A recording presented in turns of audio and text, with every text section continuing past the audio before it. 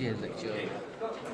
Alright, Next week, then next week tutorial. important thing, I mean, of next course, week the load lecture. factor. That's what we mentioned before. The load factor is actually defined, L is equal to N times the Q, in a sense that, in this case here, what is the load factor? N is actually L divided by the Q. So that is a definition. So in a way, the definition basically put it, if you are under level flight condition, if you're under level flight condition, typically you can actually assume that N is actually equal to 1. Okay, N is equal to 1 if you're under the steady level flight condition. So what happened here is if your N is actually greater than 1, we actually get an acceleration in the direction normal to the direction of flight.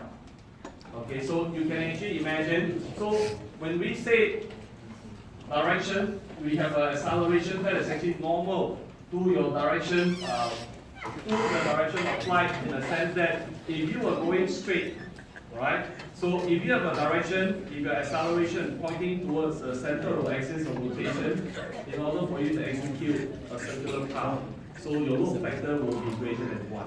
Basically, that's what we meant. The other one is basically, you don't normally do it, but just now we're drawing with the 737 MAX, right? You do a pull-up, okay? I mean, typically, a commercial plane, you don't do a pull-up. So you do a vertical circular loop, right? You do a pull-up and then you come back down. So that will be also a situation where your axis of rotation is basically here. But what happened here is, based on your pitch angle, you go into a pull-up. Okay, so one is a coordinated turn, the other one is what we call a pull-up maneuver. Okay, so under that situation, circumstances, you will see that your load factor will be greater than 1.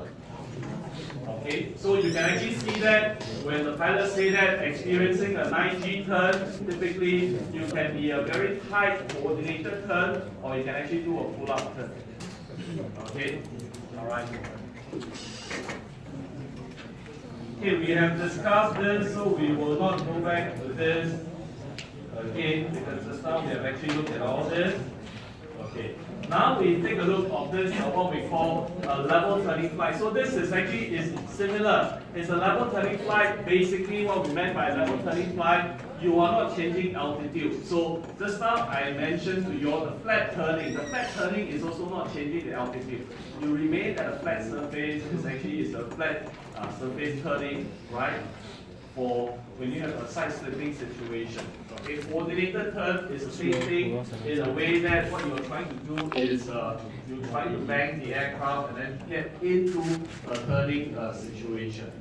Alright, so in a way, we look at the load factor in the context of your transition phase, because during your transition phase is very similar to what we call a pull-out maneuver, right? We don't cover your pull-out maneuver, but basically, if you think of it in your transition, it's very similar to a pull-out maneuver that you're actually going around a 360 degrees, right? I mean, for a fighter jet, that is actually okay. So for we mentioned, right, this is a load factor definition. L is equal to N times the W. And then for load factor greater than 1, pretty much we don't have a steady level flight condition. So the extra lift force basically is used to create an acceleration, either when you're going through a vertical loop or you're actually going through a circular motion, right? Both circular motion, typically both circular motion, both of them are pretty much what we call your central parallel acceleration. Because you need to have the acceleration, right, pointing to the axis of rotation in order to execute either in the same level turn, right, in the same level turn, or if you do a pull-up maneuver, right. So, I mean, if we were to draw it, if we were to draw it, is basically this will be an axis of rotation. So your plane basically will be going up this direction, right. So this is basically a situation where your N is going to be greater than 1. So this is one way. The other way is, it depends on how you actually look at it. So you can actually look at it from the back of the airplane.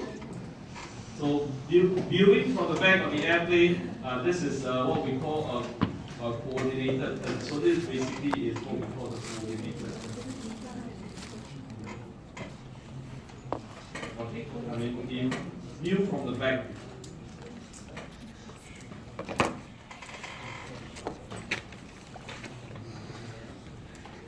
we view from the back, so that means the plane is actually going through or turning in this direction.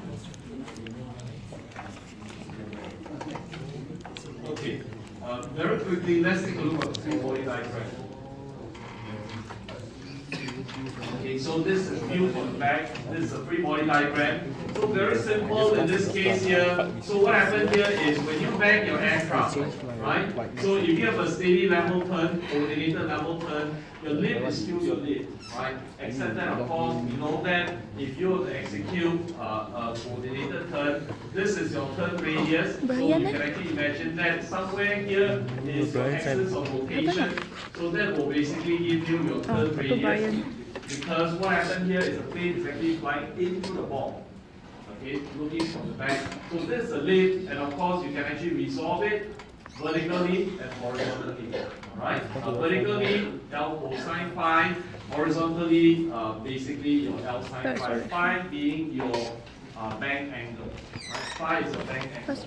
Okay, so it depends on how much your wing is actually banking. So this will still be your weight. So if we were to take a look of your horizontal direction, so what happened here is looking at a horizontal direction, what is your L sine phi is going to be equal to, your L sine phi is going to be equal to, so that will be the force. Alright, that will be the force due to your horizontal force from the lift. Right, L sine phi is going to be equal to what? If you have some forces, it's going to be equal to mass times the acceleration. So the aircraft mass times the acceleration. So what will be the acceleration if the airplane is actually executing a circular path? What is the circular acceleration that we talk about? Can you all remember? You have your AM2S, AM3S for all this integration and all that. Right, in the mathematics. E squared over R. Can you remember that? What? Where is omega? Okay, omega will come in. So where is omega? Where is omega? Where is omega? Right? In your circular motion, your acceleration basically will be v squared over r, where v is equal to what? V is equal to r omega. Alright? Omega is your angular velocity. Right? So in a way, if you were to write it, so what happened here is you can actually write it m times v squared over r. V is equal to r omega, so you have m times r squared omega squared divided by r. So basically, your acceleration can also be represented with mr omega squared. Okay, so this is basically your L sine phi. So it depends on how you want to put it. Alright, it depends on how you want to put it. So it can be v squared over r. It can also be mr omega squared. Okay. In this case here, what our assumption is you are actually going through a non-acceleration. You have an acceleration, right? You have an acceleration. That particular acceleration is only keeping your aircraft in a circular motion. Okay, but there is no acceleration when you are executing your circular motion. All right. Your tangential acceleration is equal to 0. In this case here. Okay, your tangential acceleration is equal to 0. Because if your tangential acceleration is equal to 0, you have another term that you will come across this term, right? Alpha. Alpha is equal to omega dot. So in this case here, alpha is actually equal to 0. Your angular acceleration is actually equal to 0 in this case. Right? What we are considering, right? You have angular velocity, but acceleration is going to be tangential velocity. Acceleration is going to be equal to 0. Okay, so what you have here is what we call the normal acceleration. Normal acceleration is because acceleration is actually normal to your flight path. Okay, all right. So from this, we work it out because your L is equal to NW. So you have N times your n times your W, W is equal to mg, your sine phi is equal to m times your v squared divided by r. So as a result, we can actually work it out that your m times your sine phi is going to be equal to v squared divided by gr when we bring the g term to the denominator.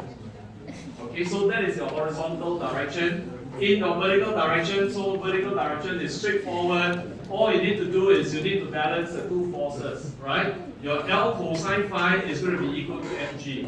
Your L cosine phi is going to be equal to n times your ng cosine phi. It's going to be equal to your weight, and it's going to be equal to mg. So your mg can actually be cancelled out. So you end up with n is equal to 1 over cosine phi. So immediately you can actually see that depending upon your load factor. So if your load factor is actually very high, so what will happen? This angle will be very, very large also, right? Because why? Because when you have a cosine angle that is actually very large, the value will be very small. Okay, so as a result, this angle will be basically a very large angle. And that's what we say. When you want to basically put a very high G, executing a coordinated turn, you can. You need to bank your aircraft as much as possible. And we will take a look from the example later on how much we actually need to bank the aircraft. Right? So bank angle and load factor are directly related.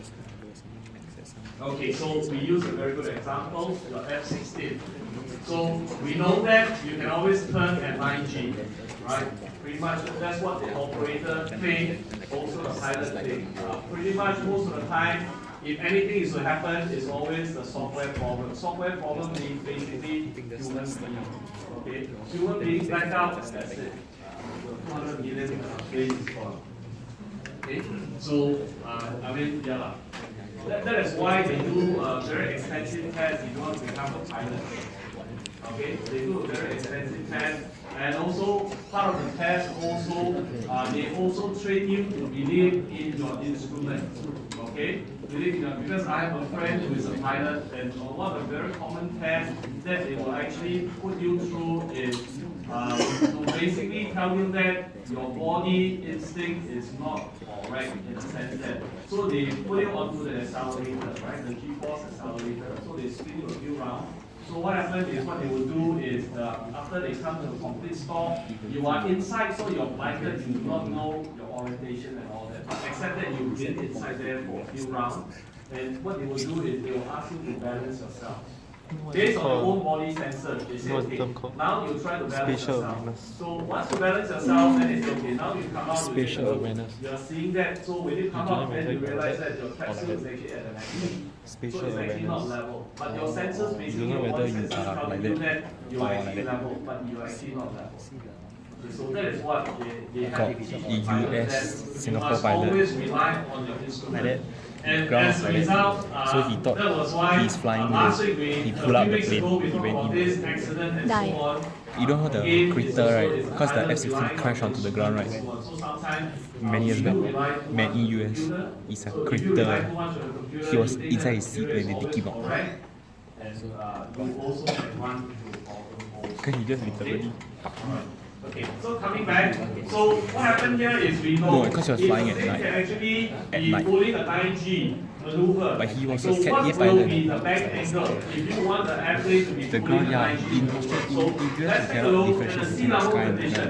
at night. Alright, so under the sea level condition during the air show, The thing was working. As in, the thing showed that he's like closer to it's ground. flying at about Mach 0.85 at sea level, assuming that sea level condition, your speed of sound is 340 meters He got a per low terrain second. warning, so he So what thought is the he was radius pulled of up the turn and how long does it take for him to execute a one full circle turn? Okay, so based on what we have discussed earlier on, right, you're pulling a 9G, your n is actually equal to 9, right? So if n is equal to 9, your angle is 83.62 degrees. So you are basically almost vertical to your, you're basically vertical to your horizontal path, right? So you're banking at 83.62 degrees.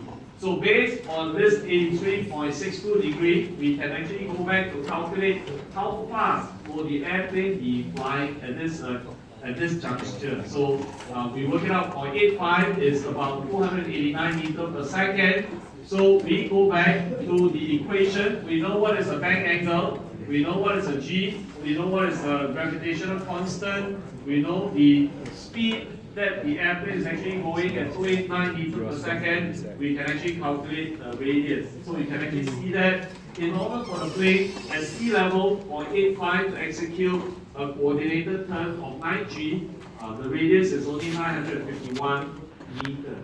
Right? A rather short radius that you can actually do that. What is that?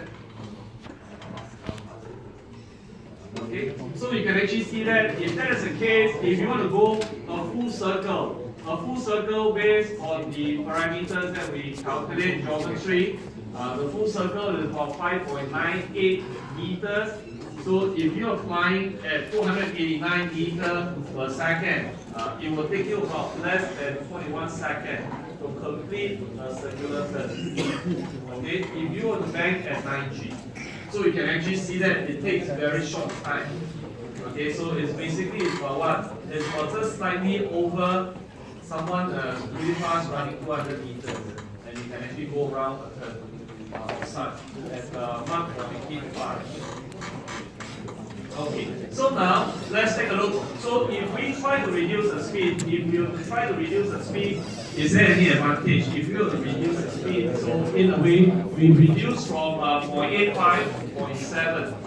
Okay, your speed of sound at sea level still maintained to be the same value, 340 meters per second. Now, what happened here is your flight speed has actually reduced, right? Your flight speed has reduced to 238 meters per second. So if you still actually trying to maintain a 9G turn, so what happened now with the radius? So more or less, you can actually imagine that the radius will be smaller or larger.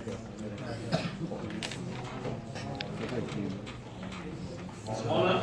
Okay, all right. And let's take a look, right? So some suggestion that the radius should be smaller. Okay, so you can actually see that yes, the 9G turn, the calculation is still going to be banking at the same angle. So now we are actually slower at 238 meters per second. The back angle is still going to be the same based on the same calculation.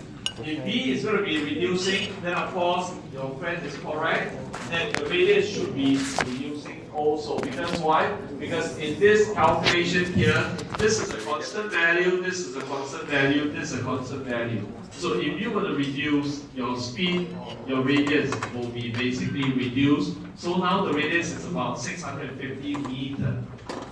Okay, so if there is going to be a 650 meters, how long does it take for you to complete a full circle? Well, it actually takes a little bit shorter to complete a full circle because why? Because the radius is actually smaller. Right, so the reduction in the speed kind of make it up because of the smaller radius and smaller distance that you need to actually try to travel. Okay, so you can imagine that if you're going to be going at a very high speed, so your turning radius, right, will be actually increased. So we are flying at 0.85 Mach. So if you're going to increase it to 0.9 or Mach 1, so you can actually see that your turning radius and so on will be significantly increased. Okay, so coming back, we wanted to know what we call the turn rate. Turn rate basically is your omega, right? I mean, how fast you are actually turning. Pretty much your angular velocity. What we have here is what we call the tangential velocity, right? Tangential velocity, and then your tangential velocity in this case here. So this is basically your tangential velocity V is equal to your R omega. Okay, so using the expression for the bank angle, right? So we can actually work it out. We have this relationship. Your n times your sine phi is going to be equal to v squared over gr. So that was your previous expression, right? Ng sine phi is going to be equal to v squared divided by r. We know that what is your n? N is equal to 1 over cosine phi. right? N is equal to 1 over cosine phi. So as a result, we can actually combine the two terms together. Okay, you can actually combine the two terms together and you can actually work out what is your tangent phi, right? Because you got sine phi divided by cosine phi. What we did here is we moved the g to the denominator. So we work out tangent phi is going to be equal to v squared divided by gr. So as a result, you can actually do a very direct calculation for your radius based on your airspeed and your banking angle. Right? Your bank angle plus your airspeed, we can straight away calculate what is your radius. And if we know that V is equal to R omega, so what we have here is omega is going to be equal to V divided by R. So you can actually also calculate that if you can obtain what is your flight speed, you know what is the bank angle, you can actually work out what we call the turn rate. Right? Your turn rate. Turn rate is basically radian per second or degree per second. Right? So this is your turn rate that we are looking at.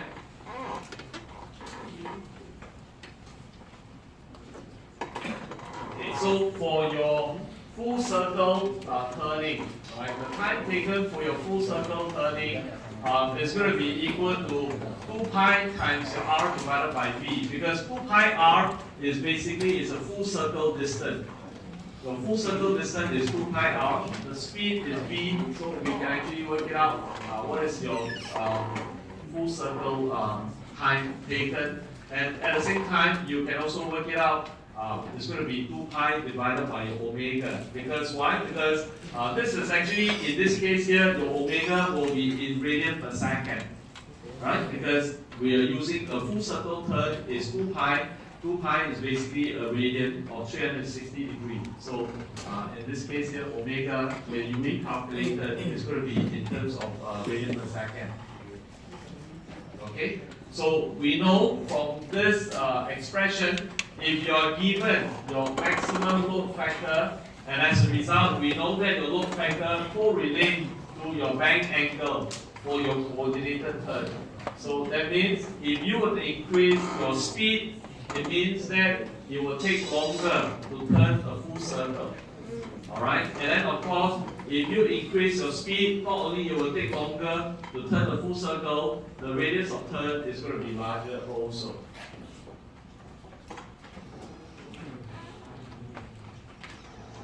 Okay.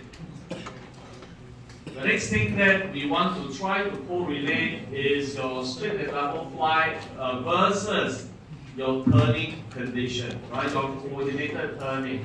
So if we look at your stall speed in a steady level turn at a load factor that's actually equal to n, okay? And can it be actually be obtained from the stall speed at the same way, at the same atmospheric condition, steady level flight, where your n is actually equal to 1? How do we actually correlate that?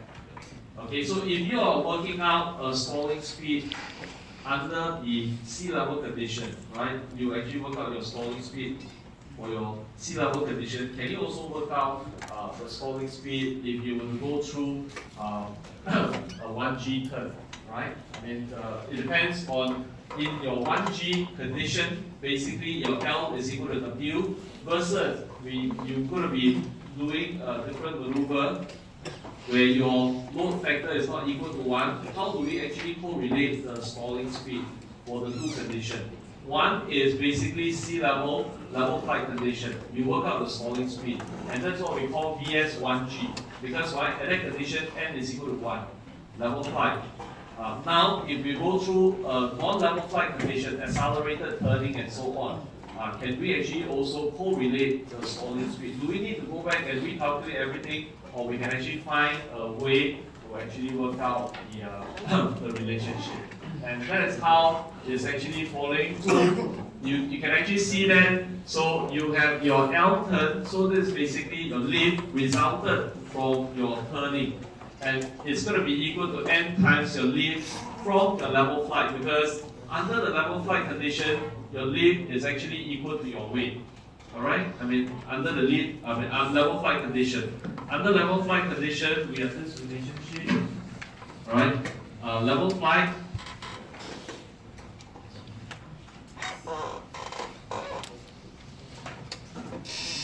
L is equal to weight. Okay? Your lift is equal to weight. So if your lift during the turn is going to be equal to N times your weight over the turn. Okay? And then you can actually, in our case here, we know that your weight over the turn is not going to change and it's going to be equal to N over your lift during the level flight condition.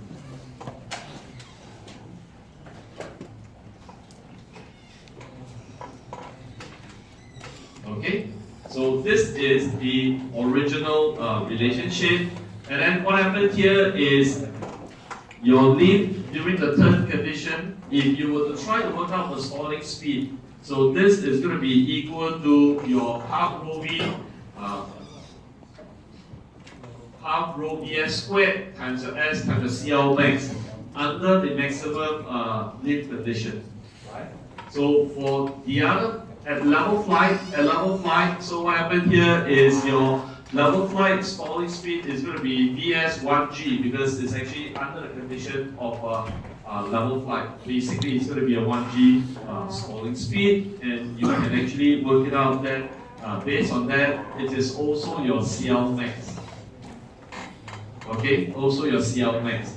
And then under this condition here, so what happened here is if you were to equate the two expressions, right? This will be the same, this will be the same. The rho and all that is going to be the same. So what is going to be different is basically your ds1g, your stalling speed at level flight condition versus your stalling flight at a turn, right? This is actually a condition at a turn. And from here, we can actually work it out that your stalling speed under the turn condition is going to be equal to square root of your n multiplied by your stalling speed at level flight condition. Okay, so you can actually imagine that if you are to be flying at sea level condition, just now, take for example, your F-16. Okay, so if you're going to be turning at n is equal to 9g turn, right? You are executing a 9g maneuver. So if the stalling speed is 100 meters per second for the F-16, right, under that sea level condition. So if you're going to execute a 9g maneuver, you will be basically increasing the stalling speed to 300 meters per second. So you can actually imagine that you actually need to fly much faster compared to the stalling speed, because what happened here is, you do remember, right, stalling speed basically is a speed that you try not to go below your stalling speed. Alright? Okay, so in your flight performance, typically you will fly above your stalling speed and not below your stalling speed.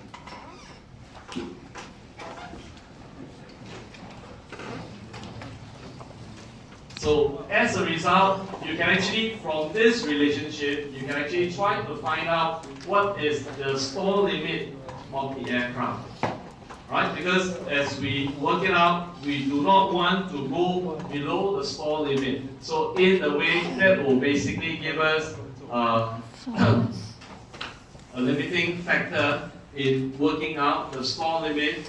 So if you have available power, and then also your aircraft structure, and also your pilot makeup, alright, if they are all not the limiting factor, so in a way, we can actually try to work out what will be your maximum load factor, right? Maximum load factor that you can actually try to work it out, right? Based on your stalling speed in our calculations and so on. And in this case here, this speed is basically your true airspeed, okay? And it is basically a true airspeed flying at a stall speed for the same weight in a straight line, level flight at the same altitude.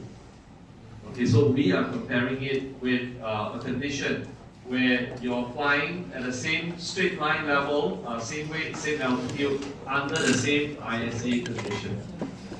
Okay, So important thing now is to basically take note of what we call the flight envelope. So your flight envelope, in this case here, you have what we call a speed versus your load factor. We have seen a couple of various different flight envelopes. So this one is pretty much based on your load factor, in the sense that you can actually see that on the lower end is going to be your stalling speed at 1G. As what we mentioned, you will never fly below your stalling speed.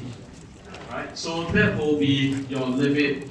And of course, once you reach your 1G, you can actually see that this is also, the whole left hand side is actually your stalling speed, but except that when you go above your 1G, and then you can actually see that your load factor limit has actually increased with the speed. When you increase the load factor, you can actually see that the speed has actually increased, as what we mentioned earlier on.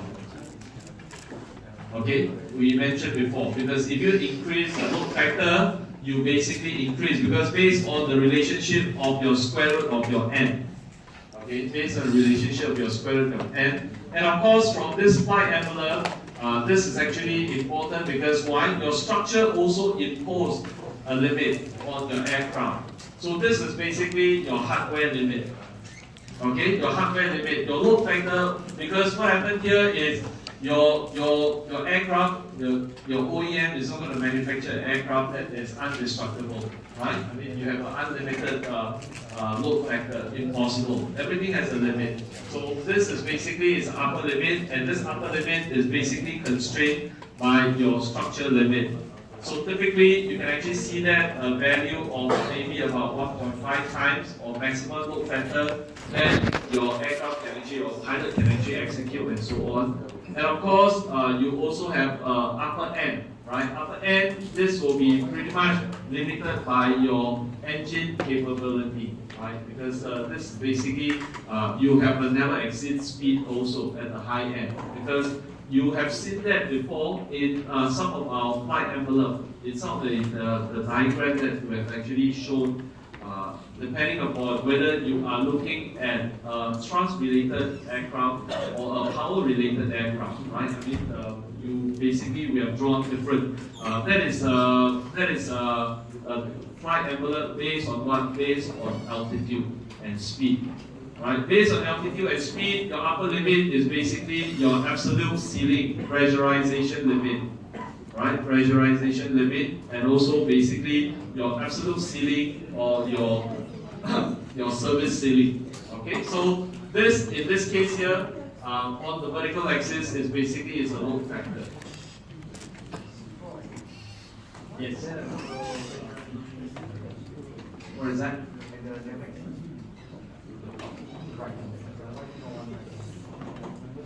I don't think you can have a. This is basically it depends on the design and so on. So when they work it out, they pretty much will know that once you basically try to, because on the horizontal is actually increasing the speed. So when you increase the speed beyond a certain level, the whole relationship with your structure integrity is not going to be a linear relationship.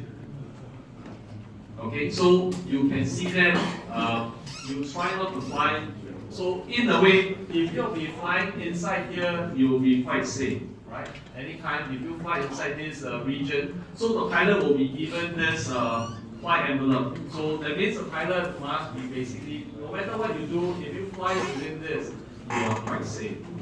Right? Commercial, basically, you will be basically at this level here, because you're looking at n is equal to 1. You will not go into n is actually greater than 2 or 3 and so on. I mean, these are basically for fighter jet. Okay, so in a way, this is a flight envelope for the pilot when you're flying the airplane, that they basically will look at the various different limits and basically fly within those limits.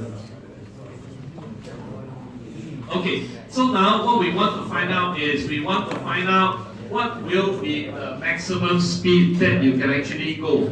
Maximum speed, never exceed speed is set by basically a few things. Okay, aerodynamics limit. Okay, so it's actually set by aerodynamics limit, and also maximum load factor by structure limit. So your maximum load factor by structure limit, and then of course you do know that your stall speed actually increases with increasing load factor. So coming back to the equation, okay, you can actually see that based on your thrust limited, okay. In this case here, we have the load factor L is equal to N times the W. So as a result, your CL is going to be equal to your N times the weight divided by half rho V squared S. So this is under the level flight condition. So for the drag on the aircraft in level sustained flight, we have thrust is actually equal to your drag. Okay, the thrust is equal to your drag. And so what happened here is we can actually equate the two. I can actually equate the drag with the thrust. So drag is going to be equal to your half rho V squared S times your CD, where your CD is going to be equal to your CD naught plus your KCL squared. Okay, and of course I can actually substitute all the value that we have actually worked it out earlier into the expression, right? CL, we work it out is NW divided by half rho V squared S, and we can actually substitute it, and you can actually see that this whole expression here, because of the fact that we are looking at level flight condition, T is equal to T, so we can actually equate it with T. And here, our assumption will be your engine thrust limit, the maximum load factor, right? You're actually here, we are looking at thrust being the limiting factor. Of course, we do understand that your stall, your structure and so on can be other limits, but in our case here, we are only looking at the thrust. So now what we're trying to do is we're trying to correlate your load factor to your thrust. Okay, so you can actually see that from the expression. Okay, so this is the expression. So what happened here is in this expression here, the inside expression, okay, is going to be equal to 2t. So it's just a manipulation. So you need to actually look at this equation, and we can actually manipulate. So what we do is, because now we equate it with the thrust, so I can actually multiply. So 2 come over become 2t divided by rho v squared s, and it's going to be equal to whatever is inside the bracket. Okay, so you end up with this term here, and what we're trying to do is we try to rewrite everything in terms of your load factor n. Okay, we try to rewrite everything in terms of your load factor, and by rewriting the whole expression, you ended up with the load factor is going to be equal to the square root of two terms inside here. So the key thing here is, you know this term, right? What is this term? What is this term called? T over W. Your thrust to weight ratio. So what is the other term? W over S. What is this term called?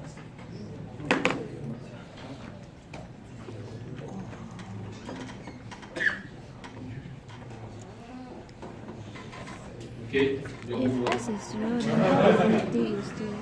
You can go and find out what is W over S. I think very easy.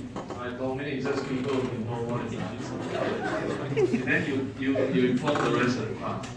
So these are some of the calculations that sometimes some of the airplane, certain portion of it will be kept constant. And as a result, that if it's going to be kept constant, then we want to know how we're actually trying to maneuver and try to find out. So in this expression here, what we want to do is we want to determine what is the maximum n correlate to the speed.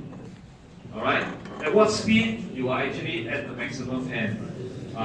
Pretty much we are trying to work out the right hand side of the limit here. Right? The speed correlate to the n value and so on to give us some ideas. So as a result, what we're going to do is we try to maximize. So when we maximize this, we say that we are actually maximizing it for a fixed thrust to weight ratio, T over W. Okay, so T over W assumed to be a constant value. Alright, T over W assumed to be a constant value, and then of course, when you try to differentiate it, I will leave it to you because you should be pretty familiar with how to differentiate this, except that if you look at the expression here, alright, so if you want to do your dn dv, right, so you basically need to make use of your chain rule because in a way you have a square root, so as a result, this is going to be equal to half. Right? And then of course, because after you multiply by half, the whole thing is going to be equal to minus half. And then of course, what you need to do is you need to do your dv of the inside expression. Okay, so you can actually see that. So as a result, this is actually raised to the power of minus half. So this is basically, in a way, you have 1 over 2, and then this is the square root of the original term, and so on. And that is why in the expression here, okay, in the expression here, you can actually try to see that you have 1 over 2n and then dv of the internal terms here. Okay, so you can actually see that now. We try to differentiate the internal term. Okay, when you try to differentiate the internal terms, basically you can first product rule. Your product rule will come in. First, you treat this, you differentiate this term, you treat this to be a constant. Then second, you treat this to be a constant, you differentiate the second term. And of course, eventually what you need to do is you set it equal to 0. Alright, because you try to find a maximum, you need to set it equal to 0. Please just do not just listen, you need to go back and practice because you do know that some of this, it can come out in an exam. Okay. Exam, they can actually ask you to derive, to find out, to derive the relationship that under what condition your maximum speed will give you your load factor. Okay, so that is actually something that is actually possible, and it has come out before. Okay, all right. So when we try to simplify all this, you can actually see that one thing is actually quite interesting.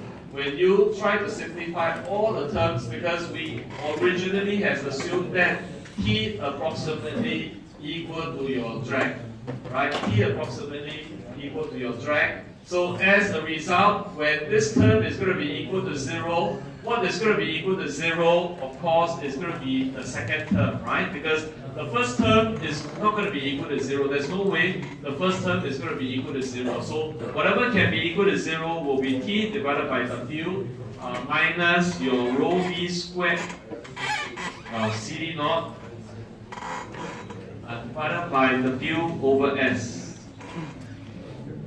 Okay, and this term, of course, can be equal to 0, given that your thrust approximately equal to your drag. Okay, so what you have here is your drag divided by W is going to be equal to rho V. Well, in a way, you can actually see that it's going to be equal to rho V squared S CD naught divided by W. Okay, and then that is why what you have here is you have D approximately is going to be equal to rho V squared S CD naught. Okay, so if you remember what is a drag, when we work it out, drag is equal, in our very basic definition, drag is equal to half rho V squared S times your CD. Alright? So this is what we have actually worked out. We always use this expression for your drag. So now this is what we work out the relationship based on our optimization. So you can actually see that to correlate the two, I have CD is going to be equal to 2 times your CD naught. Okay, so you can actually see that from this, we work it out, CD is going to be equal to 2 times your CD naught. So what is that condition? That condition basically going back to when your aircraft is actually flying at minimum drag speed. So all this pointing back that when you are flying at minimum drag speed, okay, a lift coefficient at which your L to T is actually maximum, and you are basically in a way looking at a situation, right? So you can actually see that with the available engine thrust, you find that your maximum load factor if engine thrust is the limiting factor. If thrust is actually a limiting factor, structured aircraft and so on are basically not limit in this case here. You can actually see that the maximum sustainable load factor is actually when you are flying at minimum load speed, minimum drag speed. Okay, it's a condition. So you can actually see that why your minimum drag speed is something that is actually very important. So your maximum sustainable load factor occur when turning at your minimum drag speed. So you can actually see that when you turn at your minimum drag speed, in a way, you are actually turning at your maximum load factor. Okay? Alright? Okay, so with this, we will pretty much complete what you need for your AP3S. Okay, you are responsible for every single part of this in your exam, because in your exam, the question is not going to be separated into turning flight, take off, landing, and so on. It's a mix and match. Okay, it's a mix and match. So you need to basically prepare for everything. But in a way, from the material, you can actually see that it is actually not that difficult in the sense that a lot of things that always, as we mentioned, more or less towards the end, you see that even for the turning flight, we also find out that your maximum load factor, the limiting condition for maximum load factor occurs at minimum drag speed. Okay, so